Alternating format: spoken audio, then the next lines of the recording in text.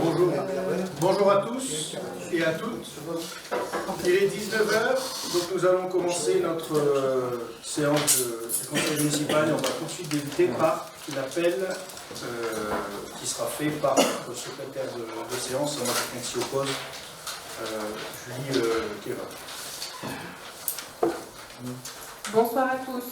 Monsieur Charles-Alexandre Prokopovitch. Présent. Monsieur Christophe Franck. Présent. Madame Agnès Lelani donne pouvoir à Monsieur Francis Ménager. Monsieur Conrad Valran. Présent. Madame Dora El Basri. Présent. Monsieur François Mortier. Présent. Madame Nathalie Pastoretop. Présente. Monsieur Thierry Lemont. Présent. Madame Marie-France Seyss. Présente. Monsieur Philippe de Bruyne. Présent. Madame Irène Ferrand. Présente. Monsieur Jean-Claude Gavrin. Présent. Madame Pascale Demet. Présente. Madame Manuela de Prétas. Présente. Madame Marie-Christine Prokopovitch. Présente. Madame Valérie Selos. Présente. Madame Tecla Ménager. Présente. Monsieur Nicolas Ledru. Présent. Monsieur Marco Gigant. Présent. Monsieur François Descouvry donne pouvoir à Monsieur Gaëtan Jeanne. Monsieur Gilbert Amblot. Présent. Monsieur Francis Pilois. Présent. Madame Séverine Rassou. Présente. Monsieur Amélie Médier. Présent. Madame Marie Legros. Présente. Madame Claude Prince. Présente. Monsieur Gaëtan Jeanne. Présent. Monsieur Francis Ménager. Madame Mélanie Janov. Présente. Monsieur Francis Lambré. Présent. Mademoiselle Janine Desmulliers. Présente. Et Monsieur Frédéric Powell donne pouvoir à Madame Mélanie Vanov. Merci beaucoup. Bon, je ne vais pas dire qu'habituellement nous avons beaucoup de personnes qui sont présentes dans l'assistance pour le conseil municipal, mais c'est sûr que de faire un conseil municipal le vendredi soir en mois de juin, c'est pas la date la plus idéale, mais c'est imposé par le préfet, vous le savez tous, parce que l'objet principal, même si tout est important, mais nous sommes convoqués spécifiquement pour l'élection des suppléants pour les élections sénatoriales. Cependant, certaines communes ont choisi de faire 2 conseils municipaux dans le mois.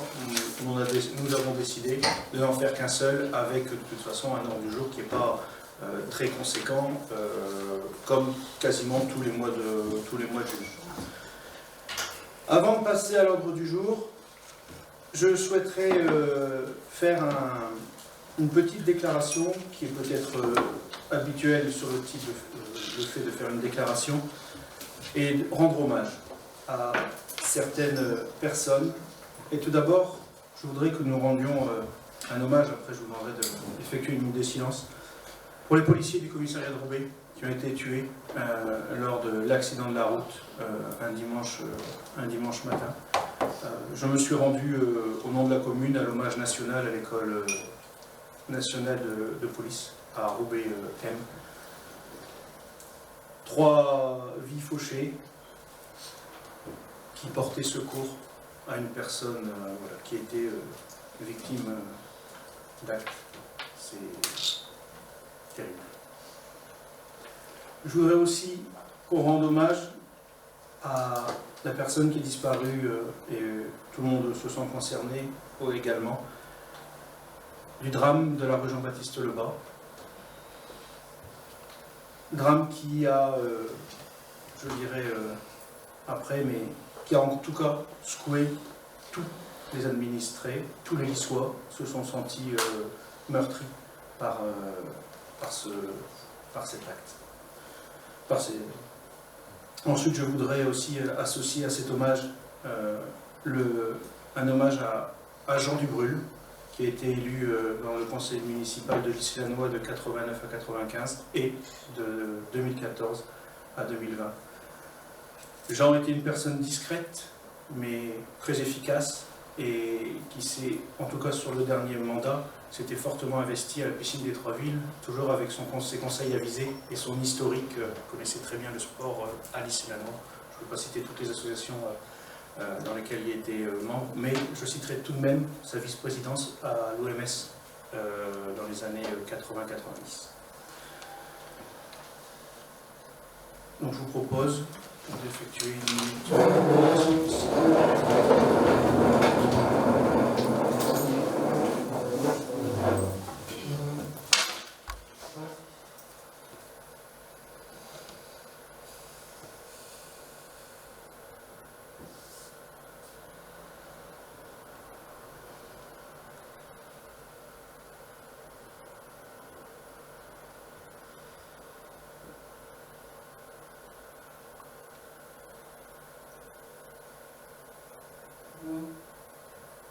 Je vous remercie.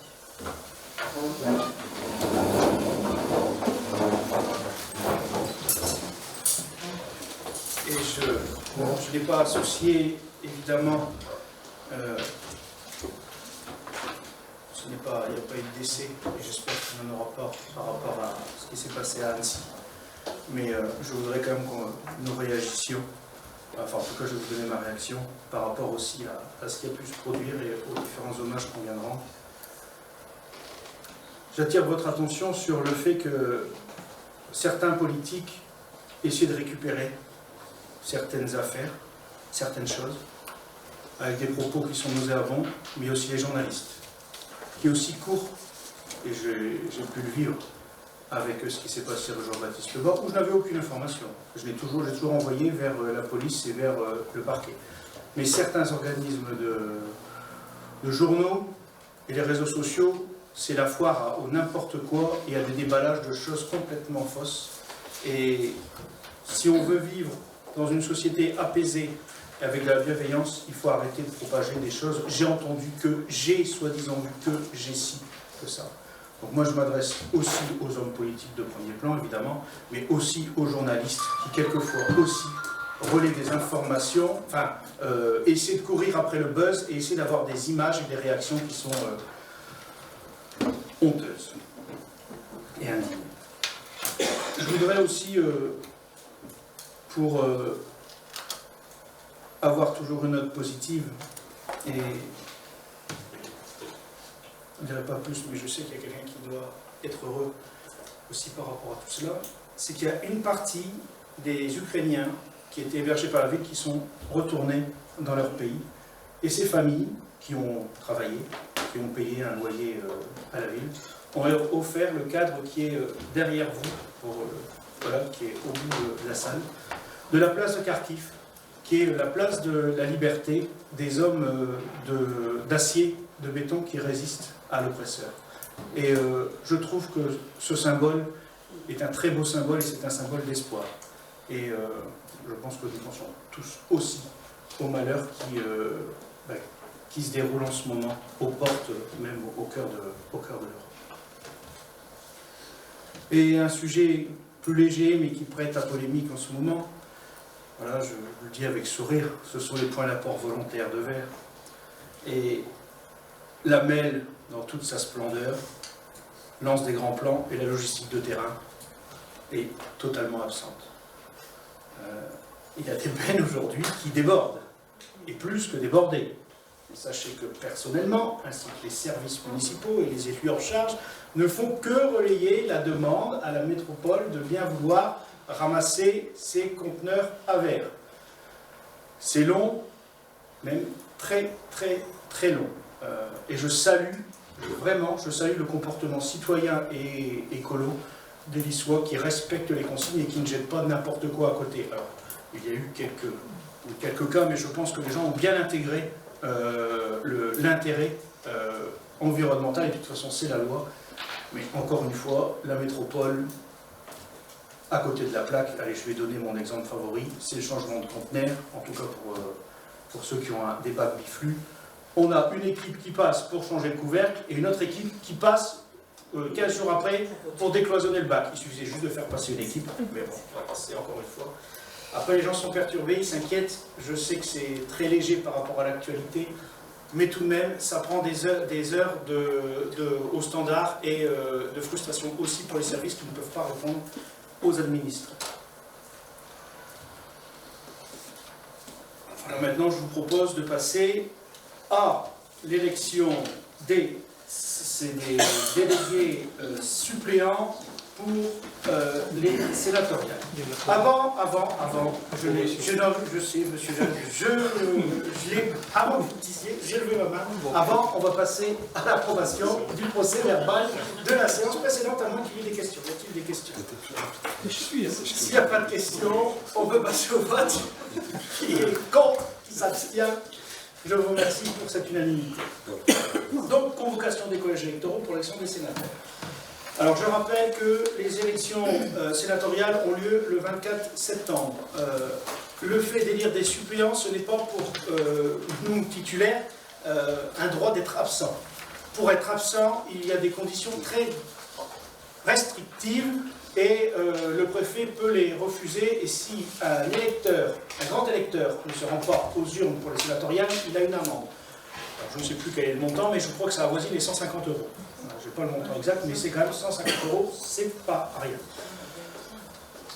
Donc, comment nous allons procéder? 2 listes ont été déposées par le groupe Liste durable et dynamique et par le groupe Agir ensemble. Donc nous allons devoir, et c'est la loi, réunir un bureau. En tant que maire, je suis président du bureau. Au niveau des assesseurs, il nous faut 4 assesseurs, les 2 plus âgés et les 2 plus jeunes. Donc nous allons commencer par les 2 plus jeunes que sont M. Medji et Mme Keva. Pour les plus âgés, ce sera M. Ménager et Mlle Desmulliers. Et en tant que secrétaire de séance, c'est l'adjoint à l'administration générale, état civil et archives et informatique. Donc M. Thierry Lemans qui sera secrétaire de séance. Donc ce que nous allons faire, parce qu'il y a des personnes qui ont des pouvoirs. Les personnes qui ont des pouvoirs vont voter pour les 2 personnes en même temps, ça évitera de faire l'aller-retour.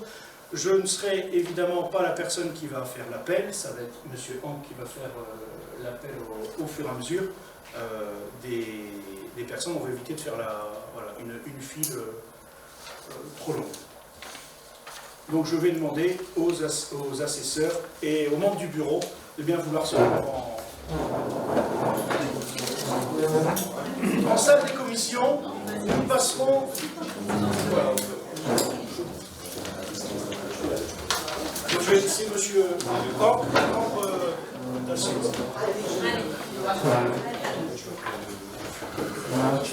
Sur la liste. Tu fais un trait avec le pouvoir.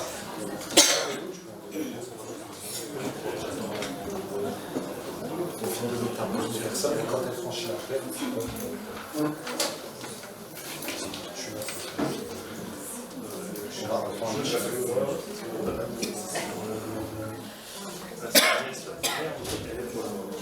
c'est la personne qui la représente. Non, je passe. Ouais, je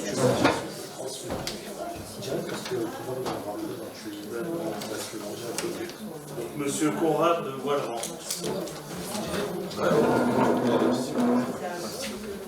Madame Zoral Bassi. Monsieur François Mortier.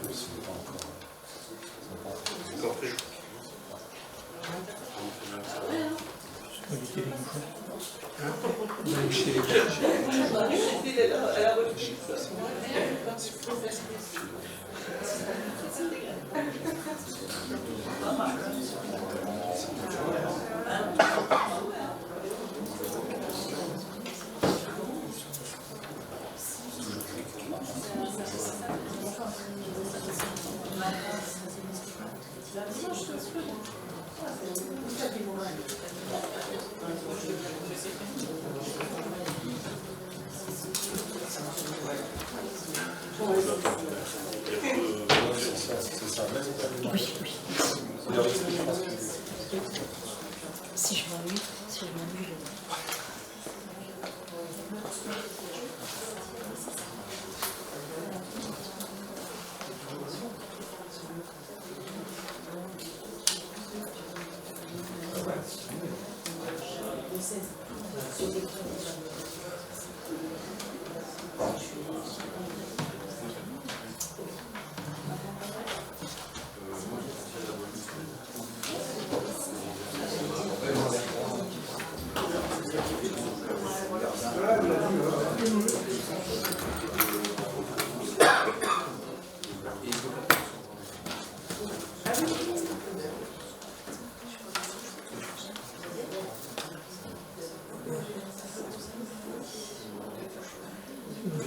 Une petite équipe. Il y a Olivier mais il faut une licence aussi.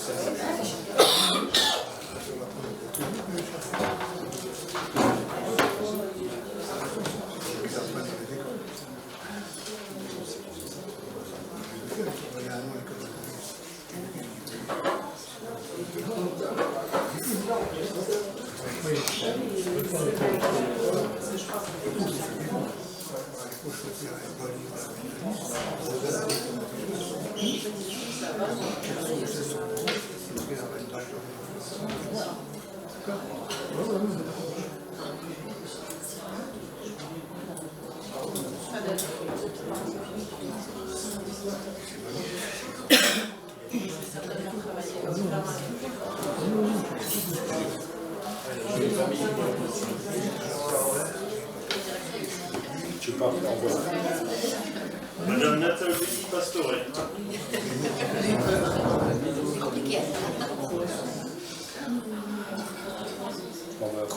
Madame Marie-Française.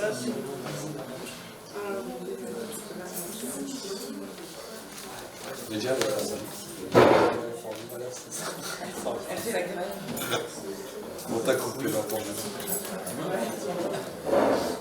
Non, ça fait. Il faut bien prendre. Non, non. Là, tu vois, tu auras les enveloppes et.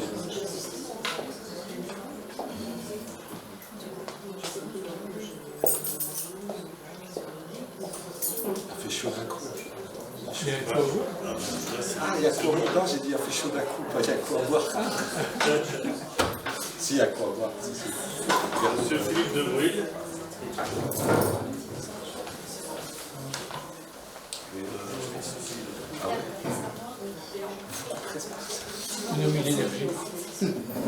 T'as vu ce qu'elle vient de faire?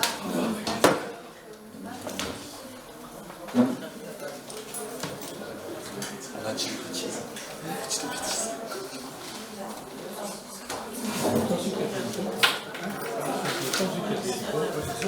Madame Claude Prince.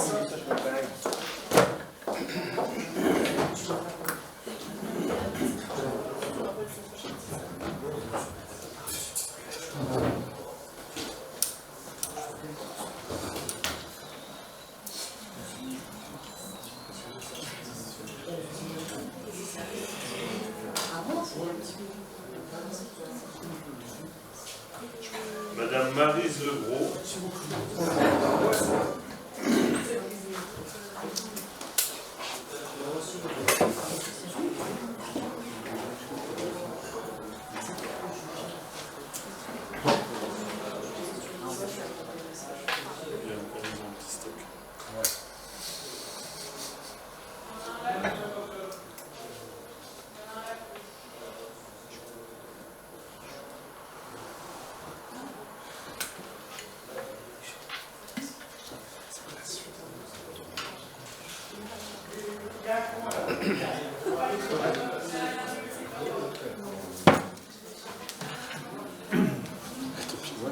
C'est ça,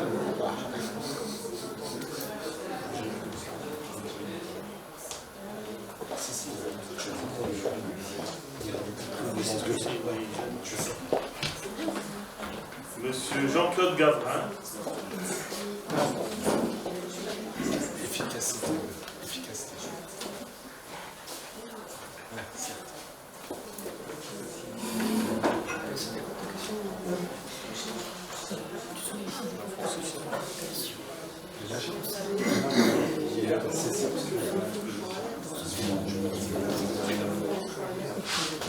Je vais passer les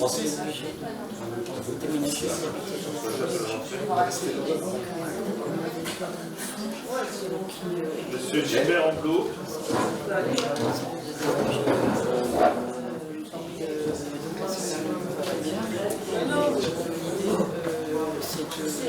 On s'arrange vraiment dans les critères de relation. Et tu vas voir ça, il y a et ça va bloquer. Je sais Le voter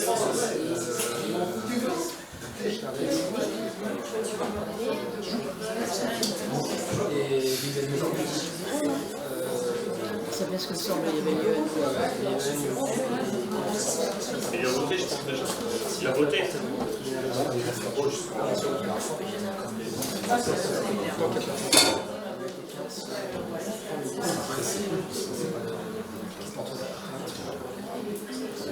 Monsieur Gaëtan Jeanne.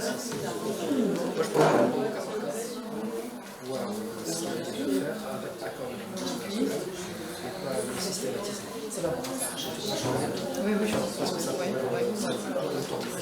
sachant que les situations de parents Madame Pascale Demey. moi j'ai reçu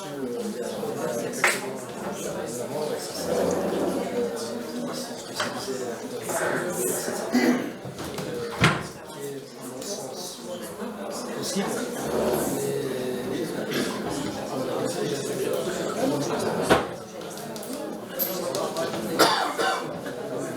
mais pas non plus voilà.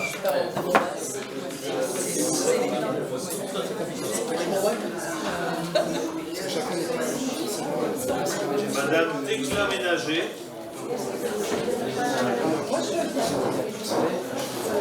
Le mec qui t'a passé il a reçu 5 ans de passé et puis il a reçu un 5 ans. C'est pas pour les matins. Après, c'est parfait, on va dire tu m'as dit que les parents, et sur le coup, il est convaincant, mais quand tu interroges Madame Irène Ferrand. c'est pas ça, super.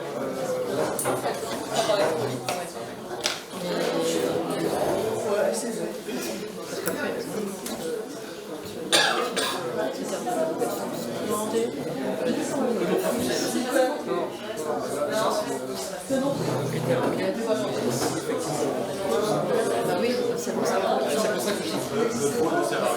ça que parce que en fait, Monsieur Francis Pillois.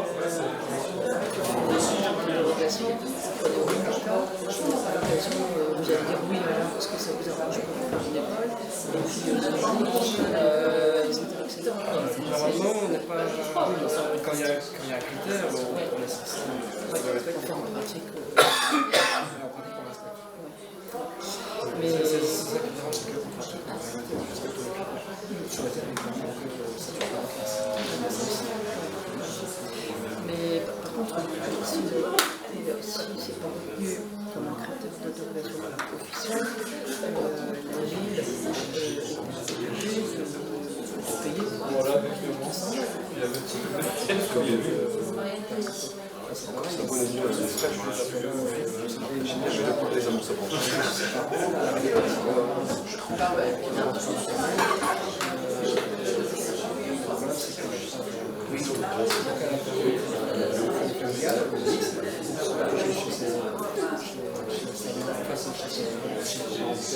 Pourquoi Valérie, parce qu'on connaît comme ça.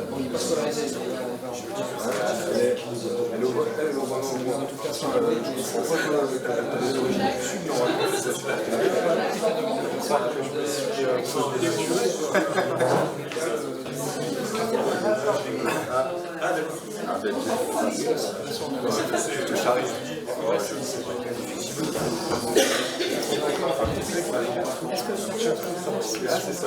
Là, elle l'enlève quand même. Ce truc-là qui est noté dans les cycles d'interrogation, ça limite les moyens d'action aussi. C'est peut-être un critère de relation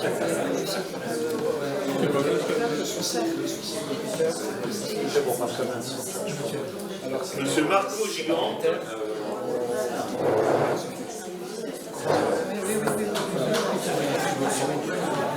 parce que là, on parle d'un critère qui va être terminé, qui est également série des Sans l'IEL, il a très folie. Tant qu'il n'y a pas de jugement.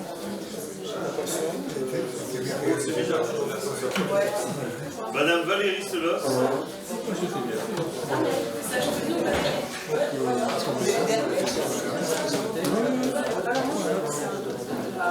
Madame Marie-Christine Prokopovitch.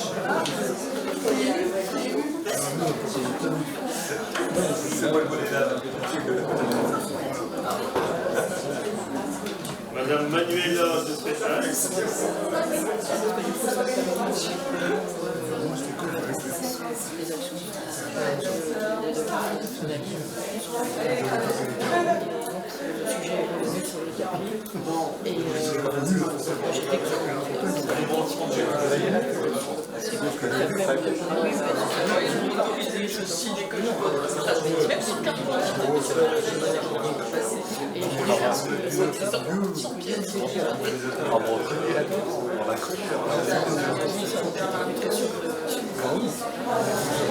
Si les EL disent ça, c'est que Madame Séverine Rasson.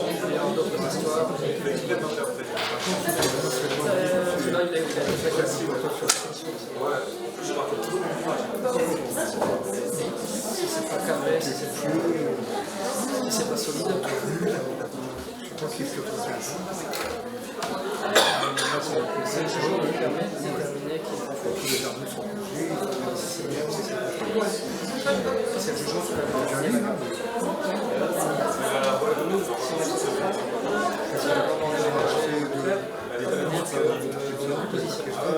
Oui, je suis d'accord.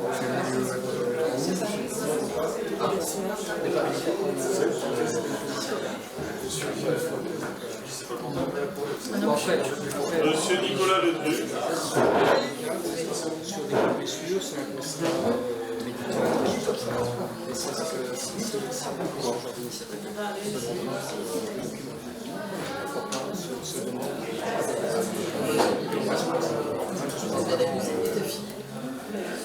Il faut que ce soit justifié, qui est vraiment terrible. L'enfant, Moins grave, c'est le fait qu'il soit disponible. Par exemple, si on fait un enfant que la commune est sans habiter dans le les granades, si on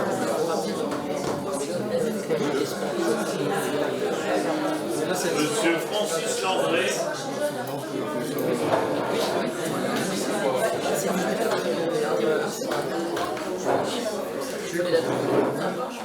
c'est ça, c'est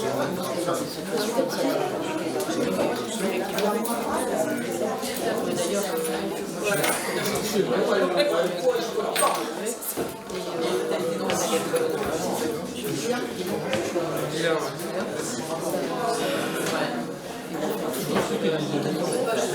Madame Mélanie Banov.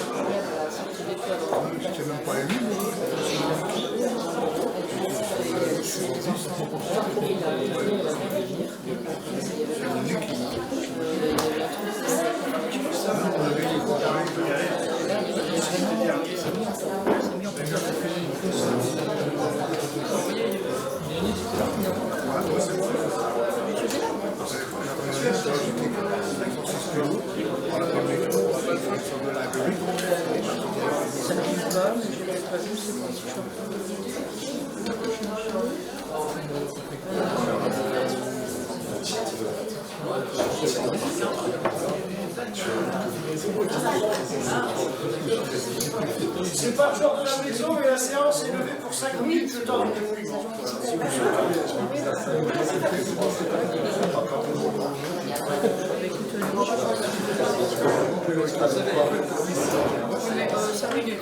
Ah ouais, mais même 5 minutes, je vais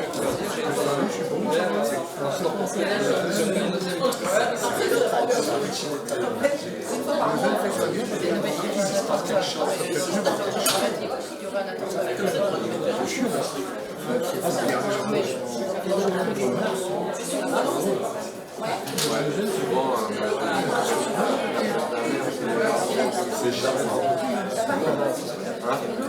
d'accord. c'est pas le président de J'ai fait une formation. Ouais.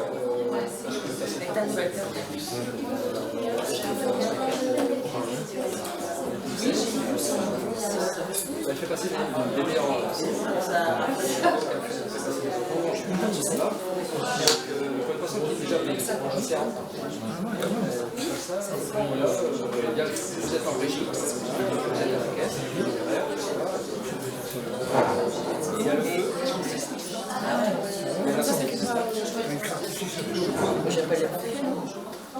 Ah, elle était là? Je savais pas qu'elle était là. Et tu relèves c'est les impôts, je prends l'argent.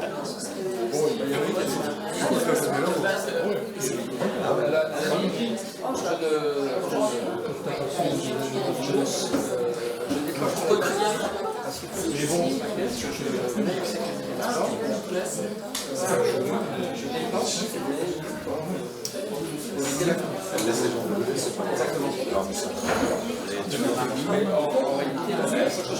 Je pars, je suis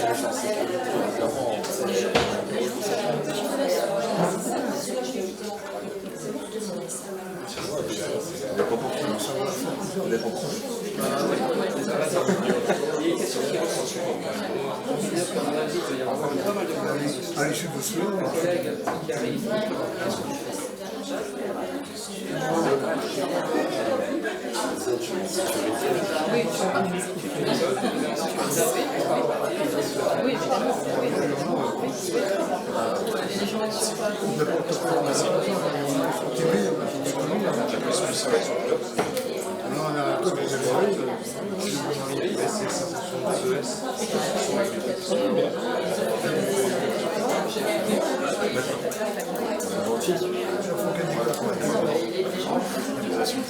Mais ça se transforme mieux.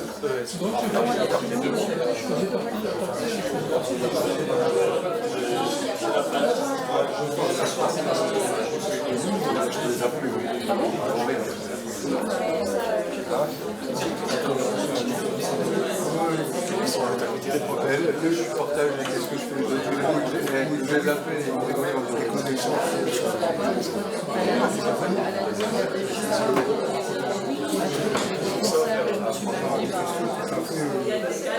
Parce que l'anneau, ils ont un concert ce soir aussi.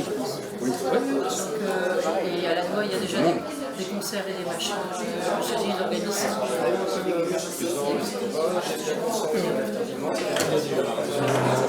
J'envoie ça hier.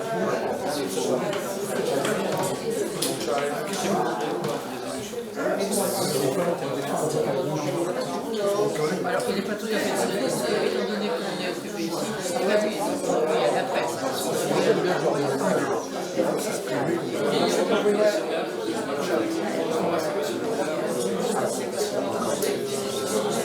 Et alors donc il a envoyé à quoi? Il y a un 8 technique. Ah bah il t'a pas mis.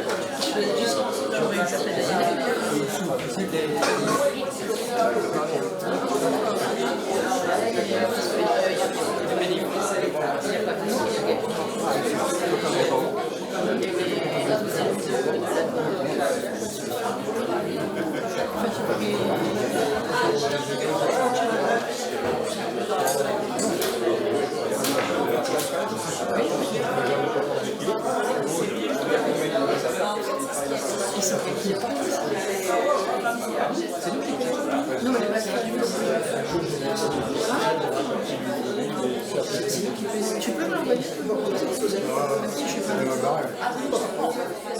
Tout est bien.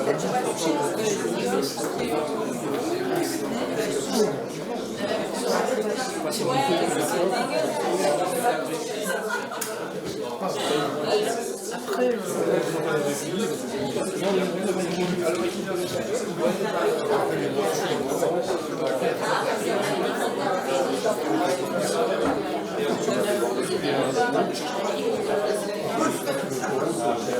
D'accord.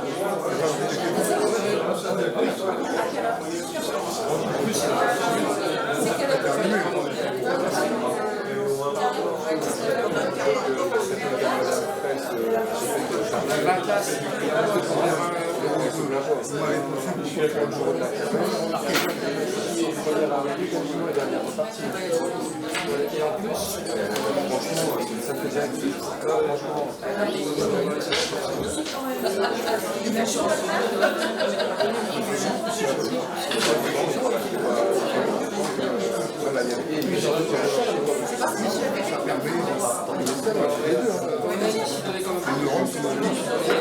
Le souci, c'est que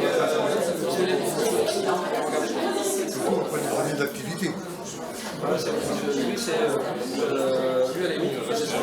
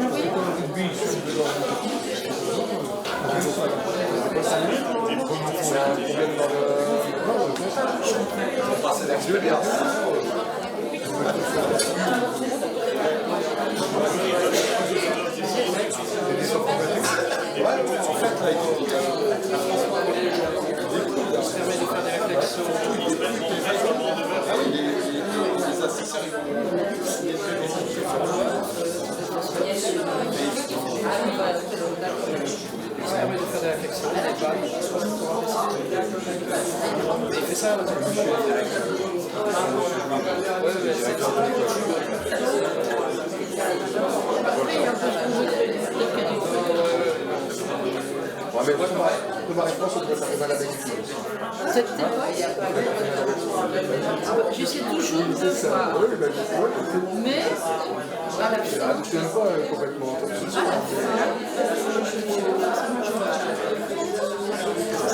je réfléchis, j'essaie de faire des arguments, et puis après, c'est vrai. J'essaie toujours d'avoir tous les arguments, et si possible, les meilleurs. Et après,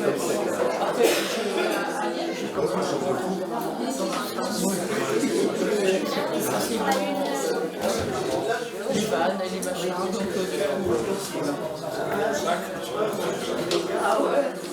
Par contre, j'ai rencontré un petit problème justement quand on parlait de kermesse. En fait, il y avait la grande barrière, la magnifique barrière qui était julienne, la grande barrière sur laquelle on ne peut pas toucher. En fait, on a dû faire sortir la petite main. Il y a quelqu'un qui est obligé de la prendre. Sauf que quand il a voulu fermer la moitié du portail, il a coincé. Forcé pour le fermer, il a coincé. Fort heureusement, il y a un membre de la PE, avec Angelo, on va regarder. Il y a un membre de la PE, le mec, ils ont l'ascenseur, c'est le mec qui avait sa camionnette avec ses soucis. Le mec, il a démonté la poignée, il l'a réparé, sur place, pour ouvrir la porte. Mais les Mongoliens en entretien, les machins de dégrippants et tout ce qui s'est dérivé là-dedans, qu'on veut conserver un ouvrage comme celui-ci, c'est important. tu parles de la grille. Non, mais qu'on veut conserver un ouvrage comme celui-là. Moi, je suis complètement d'accord, c'est un sacré. Je ne vois pas se dire demain au plus de la démocratie. Franchement, je trouve qu'il était complètement grippé. Les gens là, chez moi, l'interdit complètement aussi. On va chier. Franchement, là, j'aimerais les raconter. Tu vois, malheureusement, ce type d'ouvrage, il n'y a que quand il arrive un incident comme là, que tu fais sauf à dire que je vais rentrer tous les 5 ans, alors qu'il faut avoir un regard sur la Parce que du coup, à la limite, on pourrait rester bloqué, on peut faire rentrer, monter du sentier. C'est ça. En tout cas, merci de m'avoir informé. je sais qu'il n'est jamais utilisé. soit elle avait été fermée à moitié, je sais même pas pourquoi. Et en fait, il y a quelqu'un de la PE, moi j'ai pas qui a voulu fermer la moitié de la chambre en fait. En mettant la refermant. Non, ça, ouais, il y a ça. Et puis, quelque part, le truc de l'égalité, il a forcé, ça fait une marque dans le champ derrière, parce qu'il a forcé. Bon, en fait, c'est désolidariser à l'intérieur et tout, parce que c'est une crémaillère en fait dedans. C'est une crémaillère, quand tu la tournes, ça fait lever et baisser les grandes tiges. Si c'est pas entretenu et bien graissé, ça ne poserait pas de problème non plus, quoi.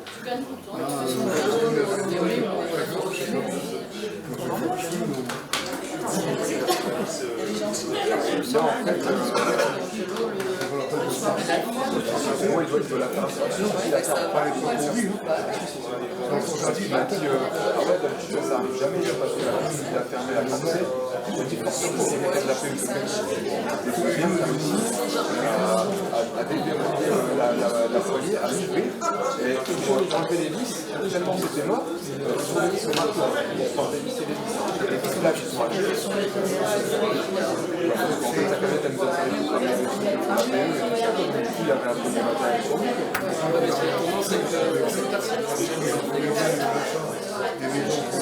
Ouais, mais il y a encore des il y a plus d'engrenage. Forcément, lui était coincé, donc il a fallu regarder avec lui. C'est le très porteur, c'est la série de grand portail. La crémaillère qui est à l'intérieur, à l'intérieur de la poignée, tu vois la poignée, l'intérieur de la poignée, c'est complètement griffé. Je crois que sur les 4 vis, il y en a plus 2 qui tiennent, parce qu'il y en a 2, il y a plus de filages, le filaage est mort, c'est à l'intérieur. Ça pourrait pas tomber parce qu'en fait, t'as la crémaillère qui est à l'intérieur de la poignée qui maintient les 2 grandes tiges. Du coup, là, il n'y a pas de problème. Si par contre, quelqu'un qui la fermerait, il pourrait se retrouver le point, c'est lui. Il n'y a plus personne qui peut rentrer dans le parc, il n'y a plus personne qui peut sortir. Dans le véhicule, je parle. Je pense que ça a été fait pour éviter que la grande partie aussi. Mais en deux, la partie parce que je suis un gros là,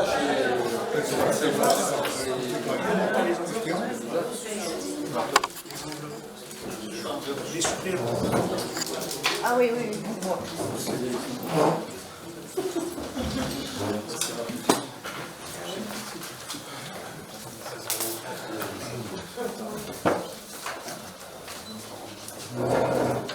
Donc maintenant, monsieur Ménager qui prend un verre d'eau.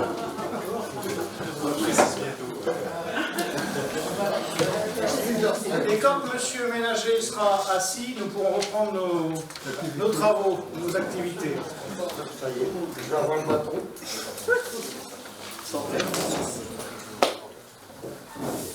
Donc devant ce suspense insoutenable, je vais prendre encore un peu de temps en vous expliquant la procédure. Donc ce qui va se passer, c'est que chaque électeur suppléant désigné par liste va recevoir un courrier ce soir ou au plus tard demain matin, et il signalera à la préfecture, s'il ne souhaite pas être électeur suppléant, sa volonté. Donc comme il y a une personne qui est présente ce soir, on va d'ores et déjà lui remettre le courrier, parce que je vais pouvoir donner les résultats. Donc 33 membres au niveau légal du conseil municipal, 33 conseillers en exercice, nombre délégués de droit 33, nombre de suppléants à élire 9.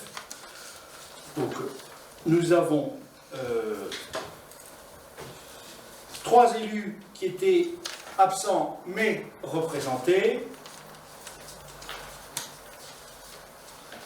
Nous avons donc 33 personnes qui ont voté, nombre de votants 33, nombre de bulletins dans l'urne 33, nombre de suffrages exprimés 33. Quotient électoral pour l'élection des suppléants 3,66. Donc la liste durable et dynamique a obtenu 29 voix, soit non 8 suppléants, et la liste Agir ensemble 4 suffrages obtenus, donc 1 suppléant. Voilà. Donc nous pouvons commencer à remettre les enveloppes. Donc merci à ceux qui se sont impliqués dans la tenue du bureau, qui ont eu à faire face aux nombreux cas de nullité et aux problèmes de pièces d'identité.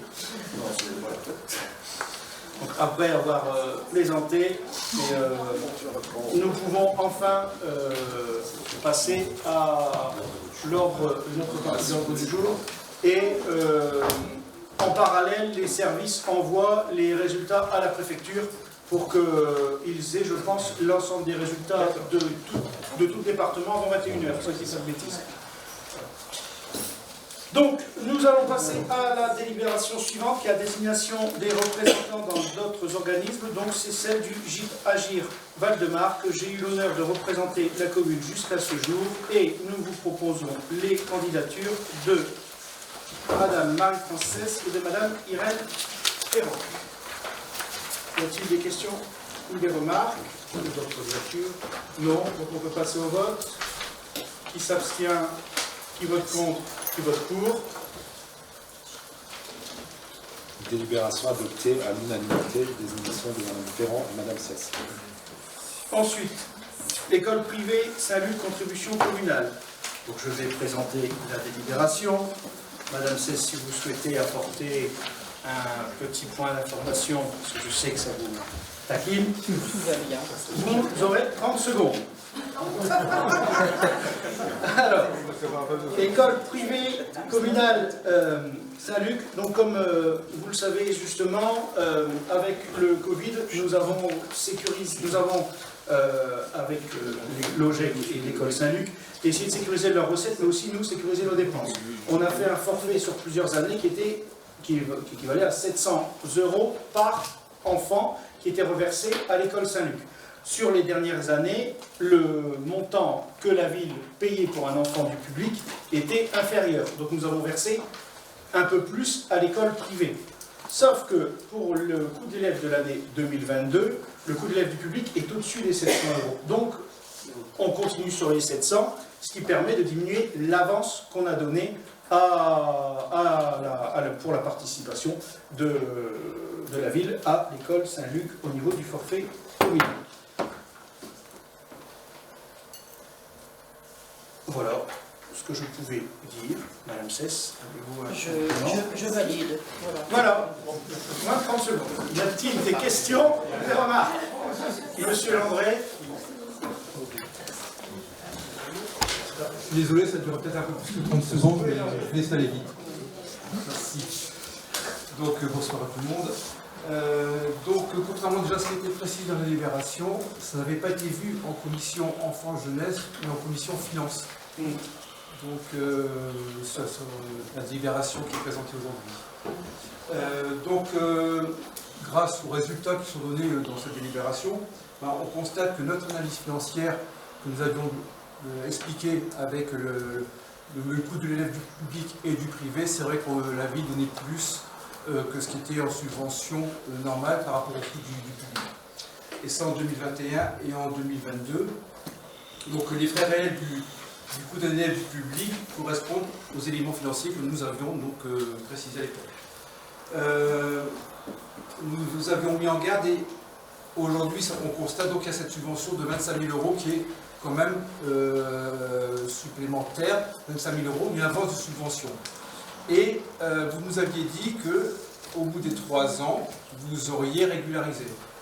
Là, on le ferait sur plusieurs exercices a priori. Aujourd'hui, on est les 17 € de plus au niveau du public, ça fait exactement 4 600 € de remboursement sur les 25 000. Donc c'est peu par rapport aux 25 000 qui sont donnés en plus. Et nous pensons qu'avec ce que vous dites qu'aujourd'hui, à cause des fluides, vous risquez d'avoir une dépense beaucoup plus importante au niveau de l'école, enfin, du coût d'un élève du public. Je pense que, vu l'installation des panneaux photovoltaïques sur Paul Bert, et le fait que justement au niveau de ces annexes, vous allez avoir moins de coûts et de charges sur ces fluides, est-ce qu'il est judicieux d'avoir ces 25 000 € en avance de subvention pour Saint-Luc? Parce que le coût varie. Aujourd'hui, c'est peut-être 717 €, mais vous risquez d'avoir, pour le public, une moindre dépense dans les années à venir.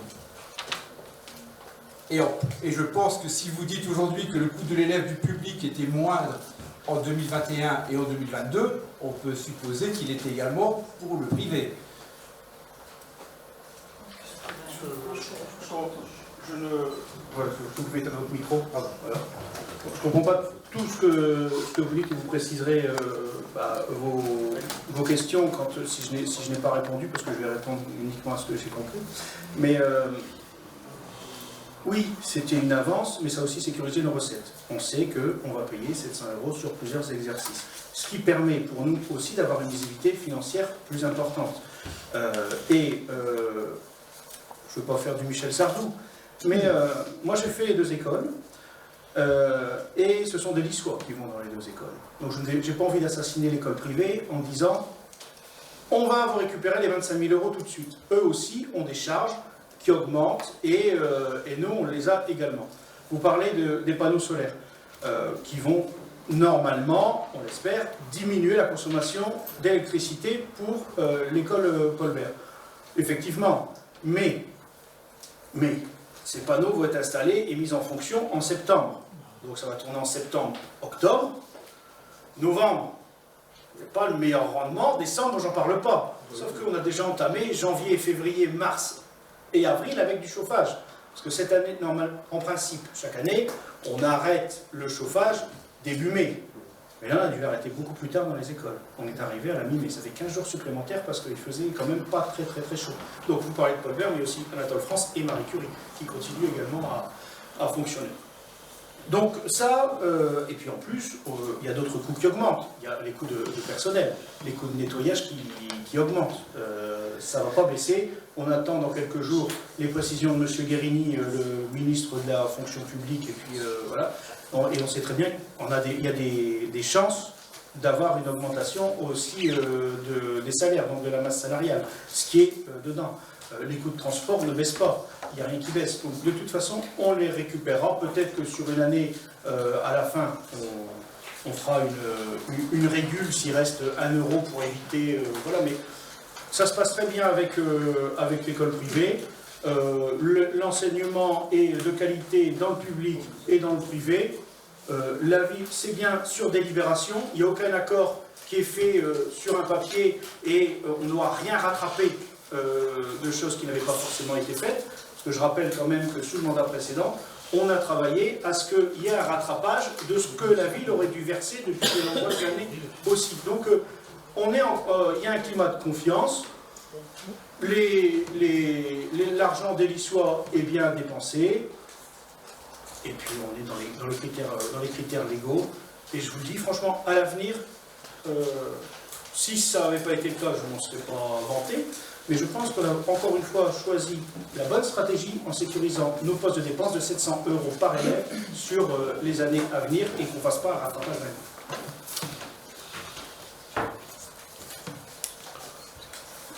Oui, alors pour le rattrapage, je veux vous dire que la loi est de 82. De 83 à 95, Maurice Caudron était maire avec son équipe, et on a commencé le rattrapage à ce moment-là. Puis de 95 à 2008, c'est resté en l'état. Non, c'est pas vrai. Pratiquement en l'état. J'ai eu monsieur Patrick Scholl qui est venu me voir en 2008, fin 2008. Patrick Scholl qui était président de l'OGEC et qui a dit enfin, Madame Dubilly est devant moi, à côté de moi, pardon, et enfin, il y aura un rattrapage qui devait se faire sur 5 ans. C'était 25 € par an sur 5 ans. Avec M. Moreau, Mme Biloclo et Mme Desmulliers, le rattrapage s'est fait sur 4 ans. Donc, à fin 2014, il y avait égalité entre le public et le privé par rapport à la subvention qui était versée. En 2014. Alors moi, je peux vous dire que ce que vous dites n'est pas vrai. Pour les chiffres de 2014, puisqu'on a eu un plan de rattrapage après. Et que vous omettez une donnée importante, c'est qu'à l'époque, la restauration municipale servait. Et il y avait un décompte qui était fait aussi, sous le mandat de M. Chabas. Il y avait le personnel qui était mis à disposition et qui rentrait aussi dans le coût de l'élève. Donc c'est pour ça qu'il était minoré par rapport au coût brut. Mais il y avait un coût net qui était inférieur au coût brut, vu qu'il y avait la disposition de personnel. Mais de toute façon, on n'est pas là pour faire l'histoire. On était voilà. une des premières communes à faire... Donc la ville de L'Isle-et-Lannoy a toujours a toujours travaillé afin que les enfants aient la meilleure éducation possible, qu'elle soit dans l'éducation privée, sous contrat évidemment, et surtout dans l'éducation publique. À partir de là, voilà, si on veut faire des cours d'histoire sur la gestion des écoles, il n'y a pas de problème, on va se renseigner. Madame se chargera de ça, et je sais qu'elle, voilà, et Monsieur Jeanne également. Maintenant, on parle d'avenir. S'il n'y a plus de remarques, on va passer au vote. Juste une réflexion. On est plus où juste une réflexion. Le montant qui a été fixé là, ces dernières années était donc de 700 €. Et effectivement, le coût réel était inférieur, d'où ce rattrapage, etc. Sauf que là, pour cette année, le coût est supérieur. Donc on reste sur 700 €, alors que le coût, il est de 718 €. Donc maintenant, on part dans l'autre sens. Bien sûr. Donc là, au contraire, à la limite... 4006 sur 25 000, c'est bien ça, on récupère 4006. Donc on a rattrapé, les montants qui sont indiqués dans la délibération correspondent aux montants qu'on est censé rattraper et le trop versé qu'on a donné ces 2 dernières années à Saint-Luc. Par contre, pour l'année qui arrive, on va être en dessous de ce qu'on leur doit. Donc je vois pas où est le... Voilà. 700 au lieu de 718, je pense qu'on est correct là. Hein. On est largement reparti dans l'autre sens. De toute façon, tout est passé par délibération. Sachez que la préfecture regarde attentivement toutes nos délibérations. On a eu un retour de la préfecture concernant les indemnités des élus, où la préfecture a validé le dispositif avec des points d'alerte où le taux de présence n'était pas le seul critère, et c'est ce qui avait été effectivement défini. Donc si c'est illégal et si c'était vraiment pas logique, la préfecture elle serait tombée sur cet accord avec la préfecture, avec Saint-Luc. Donc ce qui est fait, c'est légal et il n'y a aucun souci là-dessus, ça se passe très bien avec les personnes de l'OGEC actuellement, comme ça s'est toujours bien passé avec la ville. Maintenant on peut passer au vote. Qui s'abstient? Qui vote contre? Qui vote pour? La délibération est adoptée à l'unanimité.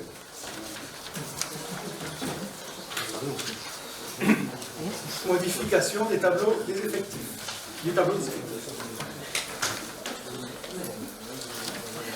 Bonsoir à tous. Alors, dans le cadre de l'organisation des services et d'un meilleur service au public, il est proposé de modifier le tableau des effectifs en créant un poste d'adjoint administratif principal de première classe à temps complet afin de faciliter les recrutements administratifs à venir liés au départ en retraite. Et la création également d'un poste d'éducatrice de jeunes enfants de classe exceptionnelle dans le cadre du recrutement d'animateurs du relais petite enfance. 2 candidatures ont retenu l'attention du jury. L'une est éducatrice de jeunes enfants et l'autre éducatrice de jeunes enfants de classe exceptionnelle. Considérant que le poste est à pourvoir au 1er septembre et que le prochain conseil municipal a lieu après cette date, il est proposé de créer un poste de JE de classe exceptionnelle afin de pouvoir recruter la candidate au 1er septembre 2023. Si c'est finalement la candidate sur le grade de JE qui est retenue, le poste sera supprimé. En ce qui concerne les postes que nous proposons de supprimer, il s'agit des postes créés dans le cadre du recrutement du référent santé de la pépinière, qui est finalement occupé par un infirmier en soins généraux. Les autres postes concernent l'école de musique et ne sont plus utilisés ou en surnombre. Y a-t-il des questions? Monsieur Landry. Alors, question pas sur ce que vous présentez, plus sur l'annexe 3 que nous avons reçue. Alors, elle n'est pas, je pense que tout le monde ne l'a pas. L'annexe 3 qui reprend tous les effectifs. Oui. Et je suis désolé, mais vous m'aviez taxé la dernière fois, j'avais des visions, que je voyais des emplois invisibles, voire fictifs. Quand je vois 284 postes au budget, 201 postes pourvus et 80 vacants, il y a une différence de 3. J'avais déjà fait cette remarque en commission et la correction n'a pas été apportée.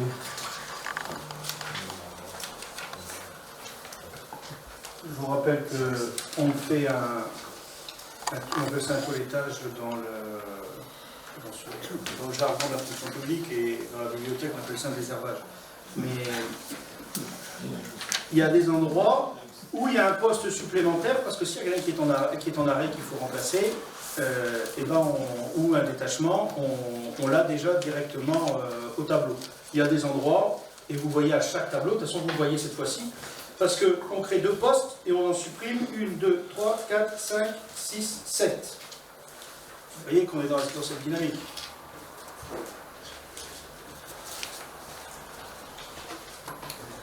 Ah oui. 284 postes au budget. 201 pourvus. 80 vacants. Il y a bien une erreur de 3. Non? Non? Mais Écoutez, on va pas se comprendre. Donc. Non, si, je comprends bien. Mais sur ces sujets qui sont, je ne veux pas dire techniques, parce que tout a un intérêt. Comme je vous dis, là, on regarde au niveau de la filière artistique. Vous voyez le nombre de postes au cas où il y a quelqu'un qui dit j'arrête mon contrat au niveau de la filière artistique. Vous avez 1, 2, 3, 4, 5, 6, 7, 8, 9, 12, 13 postes qui ne sont pas pourvus au cas où, si quelqu'un part, il y a l'ajustement, exactement comme pour la crèche, parce qu'on est sur des professions en tension, donc il y a cette ouverture au cas où, parce qu'on ne va pas réunir, et là vous nous feriez le reproche, vous n'avez pas anticipé. On ne va pas réunir un conseil municipal sous 10 jours en urgence pour recruter quelqu'un. Après, je sais que vous parlez toujours de la masse salariale et que vous parlez toujours du travail des employés. Moi, je suis très fier du travail des employés de la ville, quels qu'en soient les services, et M. le DGS transmettra à l'ensemble des services, qui s'impliquent tous dans la même ligne, le service public. Maintenant, il y a des règles qui sont trop restrictives, donc les tableaux sont un peu vus d'une manière, je ne veux pas dire large, mais avec une petite marge, afin de pouvoir recruter au cas où il y a un besoin. Bien, alors je reviens sur l'erreur, parce que c'est bien une erreur, et je ne parle pas de la masse salariale ni du nombre de postes qui sont pourvus, mais si on prend sur la filière animation, on a 32 postes au budget, 24 qui sont pourvus et 5 vacants. 24 plus 5 égale 29 et pas 32, voilà tout simplement. Et c'est dans les adjoints d'animation, vous avez 9 postes au budget, 6 pourvus, et dans le de 3 vacants, et vous avez 0 vacants. Voilà, tout simplement. Je pense que vous essayez de vous rattraper avec autre chose. Ah non, pas du tout, c'est exactement ça. Demandez à monsieur le DGS qui est technicien. Vous pointez les sous-totaux, oui, c'est une coquille dans l'addition, c'est ça. Voilà, merci monsieur le DGS. Je vous remercie. Hein. Mais peut-être qu'en commission, vous l'avez pointé, peut-être non, je sais pas. Je pense pas en fait. Non, il m'a même été. Je suis en train de vous dire, vous attendez le conseil, mais c'est comme vous voulez. Non, il m'a même été répondu en commission, monsieur le DGS, peut-être pas celle-ci, la fois dernière, en disant, j'avais même dit qu'on calculait différemment en Belgique par rapport à la France. Souvenez-vous, monsieur le DGS, c'est pas vrai. Et vous avez répondu que vous calculez bien en France. Voilà. Et là, il y a bien une coquille, il y a bien une erreur. Merci. Si je peux me permettre, à la dernière commission, vous n'en avez pas parlé. Vous n'avez pas du tout signalé cette coquille ou cette erreur, enfin, vous l'appelez comme vous voulez. Mais je pense que si vous l'aviez dit à la dernière commission, on aurait pu en échanger. De toute façon, on va passer au vote. Mais honnêtement, aller sur des détails comme ça, il suffit d'envoyer un mail auparavant. Maintenant, les Lissois, honnêtement, pour un tableau des effectifs, ce qu'ils veulent, c'est le service public du quotidien à leur porte. Et c'est ce qu'on essaie de leur apporter. C'est tout ce que j'ai à dire. Sur ce, on va passer au vote. Y a-t-il des remarques, des questions dont on peut voter? Qui vote contre? Qui s'abstient? Qui vote pour? Délibération adoptée à l'unanimité. Et si c'est pour intervenir et toujours tout voter, ça sert absolument à rien. On a l'explication. Donc, monsieur Hanck, je vous laisse prendre la suite. Donc la délibération suivante, pour une convention de mise à disposition d'un terrain à Villogia, la ville souhaitant installer un terrain multisport sur une parcelle de terrain appartenant donc au bailleur. Cette parcelle de 1000 m² se situe derrière l'espace titrant entre la rue Nadeau et la rue des Écoles. Elle est référencée AK 778. Les services municipaux ont eu plusieurs échanges avec le bailleur. Celui-ci s'engage à mettre à disposition le dit terrain et en laisser l'accès libre. Cette convention est conclue pour une durée de 12 ans renouvelable sans tacite reconduction. Donc dans 12 ans, on devra re-signer une autre convention si nécessaire. S'il n'y a pas de questions, je vous demande donc de voter pour approuver le terme de cette convention. Y a-t-il des questions? Ou des remarques? Pas de questions, pas de remarques. Donc un beau projet où il a fallu quand même quelques temps de négociation avec Villogia et aussi voilà, il y a un temps un peu plus long parce que si on veut toucher des subventions, on ne peut pas faire une convention pour 3 ans. Et ça, je pense que tout le monde l'entend au niveau de l'investissement. Donc merci beaucoup à Villogia et il n'y a pas de questions pour cet équipement qui est hyper important, plus que des petits détails sur un tableau des effectifs, mais ça, les histoires doivent savoir qu'il y en a qui s'intéressent un peu plus au quotidien et d'autres s'intéressent un peu plus à des petits détails. Sur ce, on peut passer au vote. Qui s'abstient? Qui vote contre? Unanimité. Encore une fois pour M. Hanck. Donc la prochaine délibération, c'est le protocole d'accord entre la commune et l'entreprise Béguin. En 2017, l'entreprise Béguin a réalisé la réfection de la toiture des cours de tennis du complexe Ferry. Après réception de l'ouvrage, des fuites sont apparues et malgré les tentatives de réparation par la société Béguin, la ville a été contrainte de déclarer ce sinistre à son assureur le 17 juillet 2020. Donc après expertise du 15 septembre 2022 et négociation avec l'entreprise Béguin, il a été trouvé un accord suivant lequel l'entreprise s'engage à prendre à sa charge l'entièreté du montant des travaux de réfection. La commune, quant à elle, renonce à toute indemnité pour les préjudices immatériels. Donc s'il n'y a pas de questions sur cette délibération, nous on pouvons va passer au vote. Qui s'abstient, qui vote contre? Adoption à l'unanimité. Enfin, donc le protocole d'accord transactionnel voilà, entre la commune de Lycéanois et l'SCI du Triangle à l'occasion d'un permis de construire. Je suis très heureux que ce soit M. Hanck qui présente cette délibération. Donc le protocole d'accord avec la société civile immobilière du Triangle. Le 10 juin 2021, la SCI du Triangle a déposé un permis de construire pour des travaux sur son site au 20 rue de Bapaume. La mairie a refusé ce permis le 21 février 2022 pour la non-production d'une étude de sol pour une parcelle polluée faisant partie du permis. Contestant l'arrêté municipal, la SCI du Triangle a déposé une requête auprès du tribunal administratif le 14 avril 2022. Le juge a proposé de recourir à une médiation. La commune a donc proposé à la SCI du Triangle de redéposer un permis en enlevant la parcelle incriminée de son permis, ce que la SCI a accepté. La commune s'engageant, quant à elle, à accepter un permis conforme au PLU. La SCI s'engage, pour sa part, à annuler son action visant à l'annulation de l'arrêté de refus. Si c'est clair pour tout le monde. Voilà. Donc, si personne n'a de questions sur cette délibération, je vous propose de voter. Donc, nous pouvons passer au vote, il n'y a pas de remarque. Qui s'abstient, qui vote contre. Adoption à l'unanimité. Alors, avant de vous quitter, moi je souhaiterais remercier M. Hanck qui a pris la suite au dernier conseil municipal. Et par rapport aux dossiers qui sont passés aujourd'hui, les 2 dossiers que sont Béguin et sont par rapport aussi à la SCI du Triangle, c'est un travail de longue haleine, mais qui vont dans le sens des intérêts de la commune Donc merci à tous ceux qui se sont impliqués et notamment à M. Christophe.